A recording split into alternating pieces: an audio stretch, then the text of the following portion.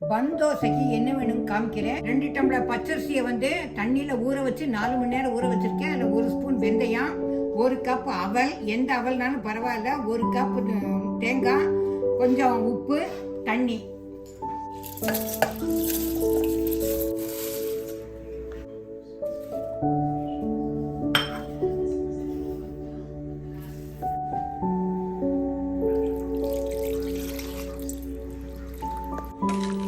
அரைச்சாச்சு. ஃபெர்மெண்ட் ஆக 8 மணி நேரம் ஆகும்.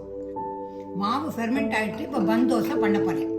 ஆப்பச்சட்டியில் தான் நான் பன் தோசை பண்ண போகிறேன். இதை சுற்றி வர இப்போ எண்ணெயை விட போகிறேன். இதை மூடி வைக்கணும். நான் இப்போ திருப்பியாச்சு. பன் தோசை ரெடியாக எடுத்தோம். இது பாருங்க, அப்படி பார்த்தா பன்னு மாதிரி எவ்வளோ சாஃப்டாக ரொம்ப நல்லா இருக்குது. சாப்பிட்றதுக்கு நல்லா இருக்கும்.